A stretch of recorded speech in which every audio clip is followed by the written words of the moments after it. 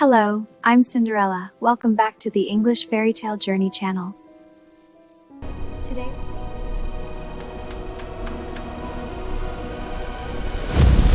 Welcome to our channel, where we explore classic stories.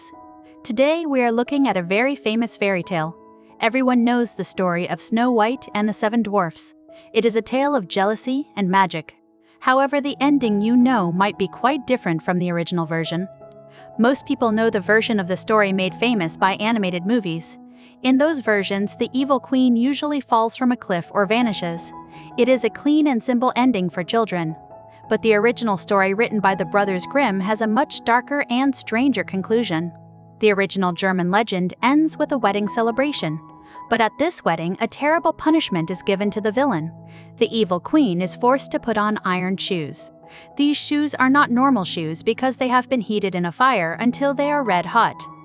You might wonder why such a cruel punishment was included in a children's story. To understand this, we must look closely at the entire tale. We need to understand the character of the evil queen. Her vanity and pride are the keys to understanding her ultimate and fiery downfall. Let us begin the story from the very start to see the full picture. Once upon a time, in the middle of winter, snowflakes fell like feathers. A queen sat sewing at a window with a frame of black ebony wood. She pricked her finger and 3 drops of blood fell. The red blood looked beautiful on the white snow. The queen made a wish for a daughter with skin as white as snow. She wanted her child to have lips as red as blood. She also wished for hair as black as the ebony wood of the window frame. Soon after that, a daughter was born who looked exactly like the wish. They named her Snow White. But sadly, the queen died when the child was born. A year later, the king took a new wife. She was a beautiful woman, but she was also very proud and arrogant. This new wife could not stand for anyone to be more beautiful than her. She possessed a wonderful magic mirror. Every morning, she would stand in front of it and look at herself. She would ask the mirror who was the fairest and most beautiful woman in the entire land. The mirror always answered that she was the fairest of them all. The queen was happy because she knew the mirror always spoke the truth. But Snow White was growing up and becoming more beautiful every day. When she was 7 years old, she was as beautiful as the day.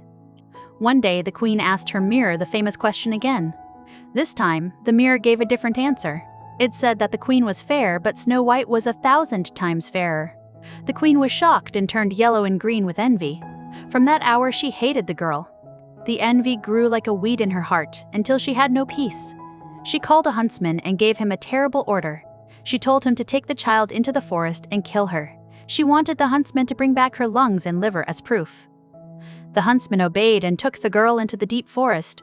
But when he took out his hunting knife, Snow White began to weep.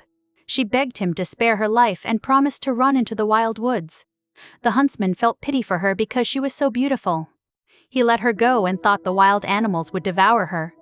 He killed a young boar and took its lungs and liver to the queen. The wicked woman ate them, believing they belonged to Snow White. She thought she had eaten the beauty of her rival. Now the poor child was all alone in the great forest. She was terrified and began to run over sharp stones and through thorns. Wild animals jumped past her, but they did not hurt her.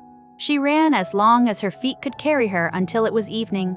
She saw a little house and went inside to rest. Everything in the house was small but indescribably clean and neat. There was a little table set with 7 little plates and 7 little cups. Against the wall, there were 7 little beds covered with snow white sheets.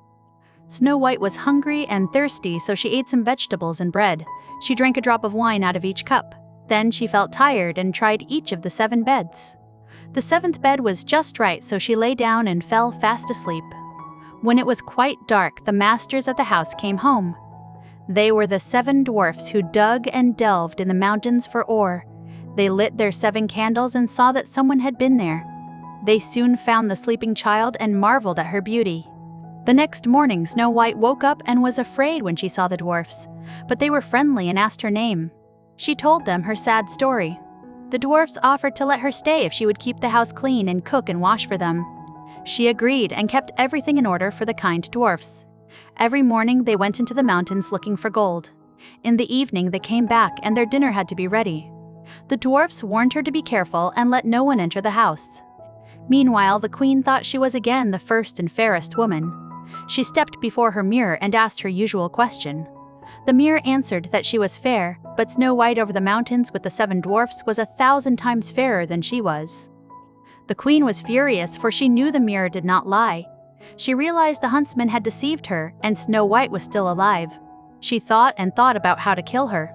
As long as she was not the fairest in the land, she had no peace. She painted her face and dressed herself like an old peddler woman. She went over the 7 mountains to the house of the 7 dwarfs. She knocked on the door and cried out that she had pretty wares to sell. Snow White looked out the window and saw the woman. Snow White thought the old woman looked honest, so she unbolted the door. The queen sold her a beautiful stay lace made of silk. The queen offered to lace it up properly for her, but she pulled the lace so tight that Snow White lost her breath and fell down. The queen ran away thinking Snow White was finally dead. Not long after, the 7 dwarfs came home and saw their dear Snow White lying on the ground. They cut the tight lace in two and she began to breathe. They warned her again to never open the door. Back at the castle, the queen asked her mirror who was the fairest. The mirror told her again that Snow White was still the fairest. The blood ran to her heart with shock. She realized she had to try again to destroy the girl who rivaled her beauty. She used witchcraft to make a poisoned comb. She disguised herself as a different old woman. She went to the house of the dwarfs and knocked on the door. Snow White said she was not allowed to let anyone in, but the woman showed her the shiny comb. The child liked the comb so much that she let the woman in. The old woman combed her hair and the poison took effect immediately. Snow White fell down senseless. The dwarfs returned just in time to find the comb and pull it out before it was too late.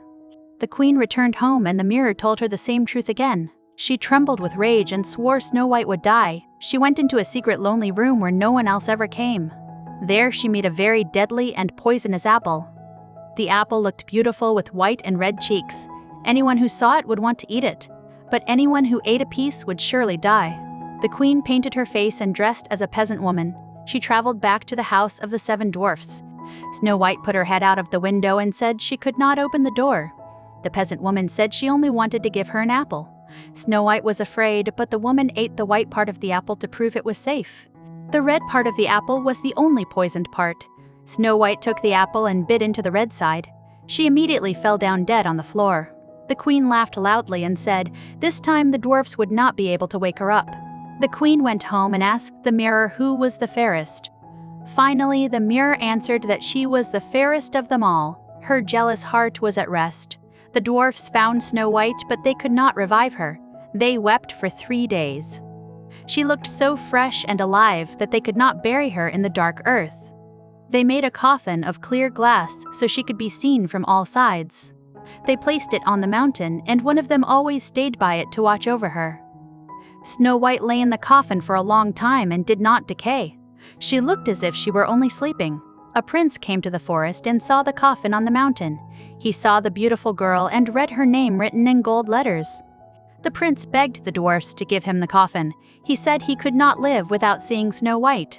The dwarfs felt pity for him and gave him the coffin. The prince ordered his servants to carry it away on their shoulders. As they walked, one of the servants stumbled over a bush. The jolt shook the piece of poisoned apple out of Snow White's throat. She opened her eyes and lifted the lid of the coffin.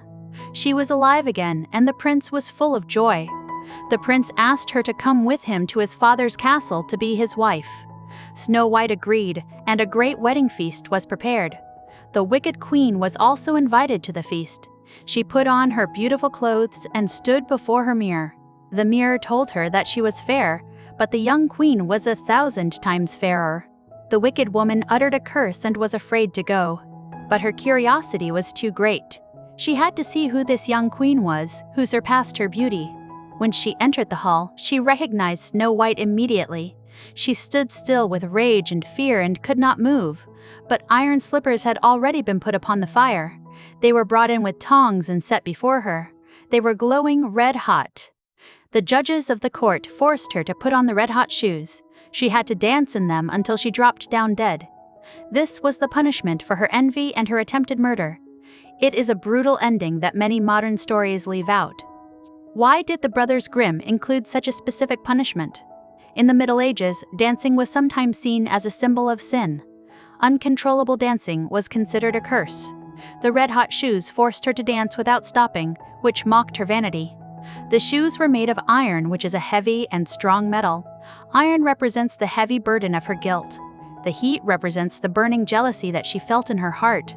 The punishment forced her to feel the pain she tried to inflict on others. The color red is also very important in this scene. The shoes were red with heat, just like the apple was red with poison. It also mirrors the red blood on the snow from the beginning. Her obsession with red contributed to her destruction. This ending serves as a stark warning to the audience. It teaches that vanity and jealousy lead to self-destruction. The queen was consumed by her desire to be the best. In the end, that desire burned her just like the shoes on her feet. Fairy tales from this era often had very violent justice. They believed that bad deeds must be punished severely. The story does not just end with the hero winning. It must also end with the villain losing everything in a permanent way. Modern versions change this because it seems too cruel for children today. We prefer to see the villain simply go away or fall. But the original story wanted to make sure the evil could never return. The red-hot shoes ensured the queen was gone forever. Learning about these original endings gives us cultural insight. It shows us how people in the past viewed justice and morality. It helps us understand the history of storytelling. Stories evolve and change as society changes its values and fears. When you learn English through stories, pay attention to these details. Words like vanity and envy are powerful concepts. Understanding the moral of the story helps you remember the vocabulary. The image of the red-hot shoes is hard to forget. We hope you enjoyed this deep dive into the true story of Snow White. It is a fascinating look at how fairy tales have changed. The story is about more than just a princess. It is a lesson about the dangers of pride. Thank you for reading and listening to this English lesson. We hope you learned some new words and history today. Remember that every story has layers of meaning waiting to be discovered. Join us next time for another journey into the world of fairy tales.